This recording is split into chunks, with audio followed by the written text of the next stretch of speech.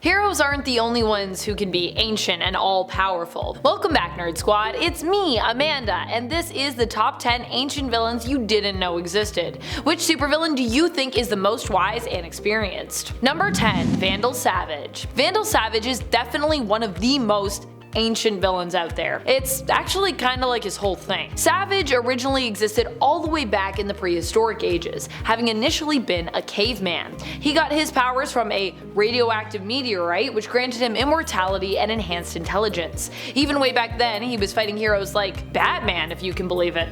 This was after Batman was sent on some time adventures after facing off against Darkseid. While he was suspected as being dead, in reality Darkseid's Omega Sanction had simply banished Batman to wander through time, which actually kinda sounds nice to me, except that part of this punishment was that his lives that he would experience were all supposed to be, well, pretty awful. Still though, when facing off against Vandal Savage, even with Vandal's somewhat newfound powers, Batman won. I mean, you can be ancient and immortal, but that doesn't mean that you're immune from being beaten by Batman, right? Batman's got that plot armor, baby.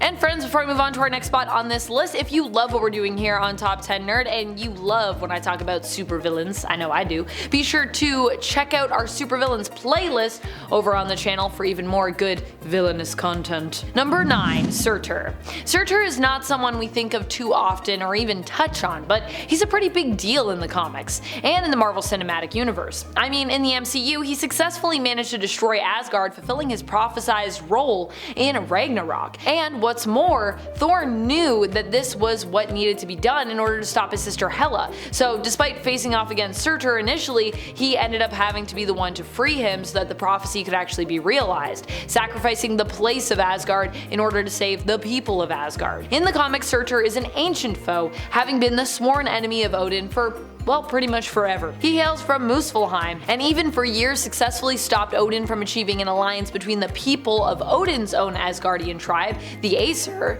and the other Asgardian tribe known as the Vanir. Number 8. Cersei. Cersei is amazing. Definitely one of my favorite ancient villains around, possibly one of my favorite DC villains of all time around. Being that she is also the Cersei from ancient Greek myth, I think you can understand just how old she is. Cersei is known for being a powerful witch, and in the Prime Earth continuity was also revealed to be one of Hecate's witch marked. Her insane magical ability is how she has been able to survive for so long, without also appearing to have aged much at all. However, I will also add that in the New Earth continuity, this is also thanks to the fact that Cersei is actually descended from Titans, which not only makes her immortal and ageless, but also pretty durable as well.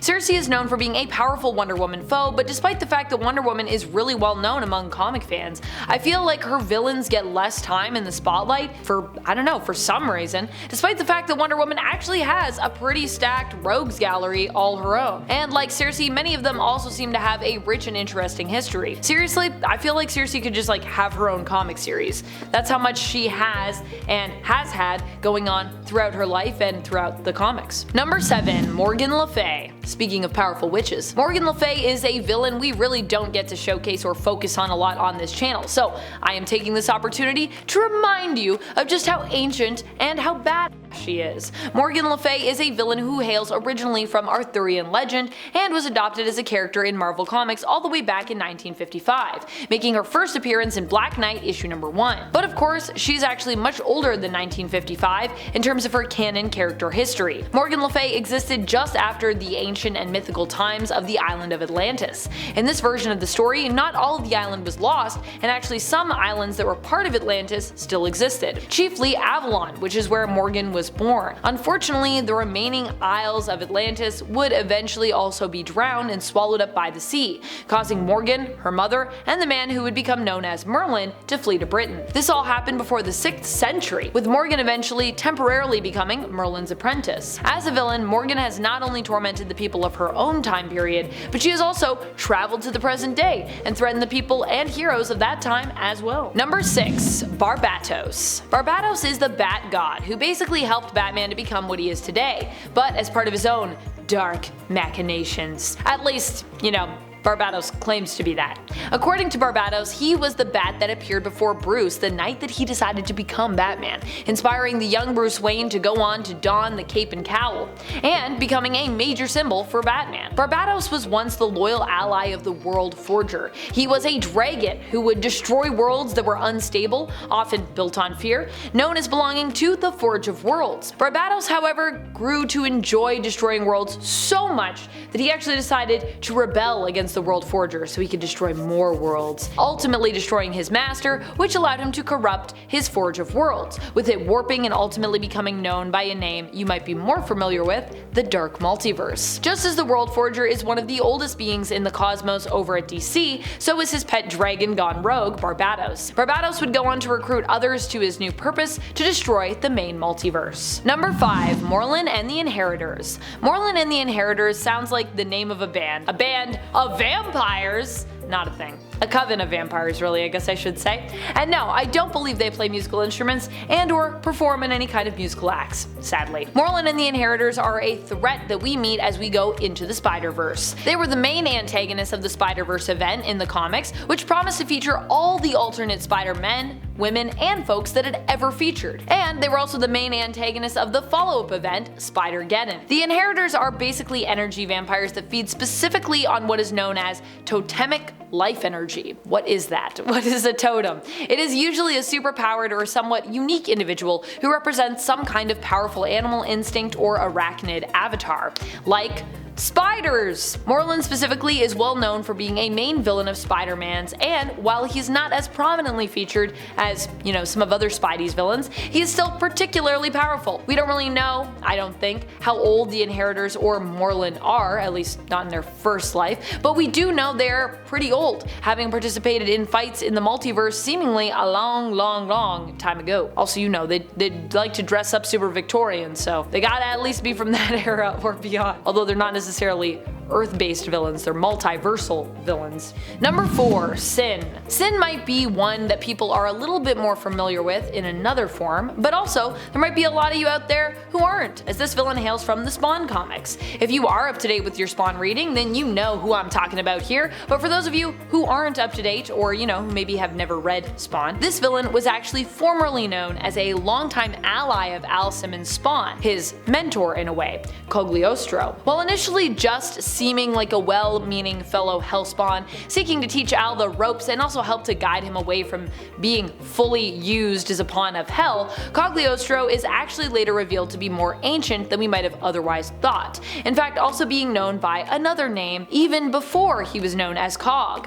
Cain. Yeah, the Cain, the man from biblical myth who killed his brother and was condemned for it, Cain of Cain and Abel. After revealing that he was really only helping Spawn to serve his own interests and becoming a villain, Cog was redeemed once more for a short little while before becoming a villain again, who has the ability to drain the power of other Hellspawns, being known now as Sin. Sin with 2 N's. Number 3. Ramattus. While we all know Kang the Conqueror now, thanks to him being featured in the MCU in Quantumania, and the hype for his inclusion in that film being very real, I would say at this point, not everyone is as familiar with the other versions of Nathaniel Richards from Earth 6311. Despite the fact that this is a villain from the future, Kang actually has existed across time in many different forms, adopting the form even of an ancient pharaoh. This was back when Kang was a ruler in ancient Egypt, before he was really even Kang. Nathaniel Richards became obsessed with the reality of Earth 616 and would eventually construct a time machine shaped like a sphinx and use it to travel back in time to around 2960 BC. Having brought with him a robotic army and advanced futuristic weapons, it wasn't long before Nathaniel was the ruler of Egypt, taking the name of Ramattus. This version of Nathaniel also became focused and obsessed on the creation of En-Sabah-Nur, who, as Ramattus knew, was destined to become the world's first mutant. Number 2. Perpetua.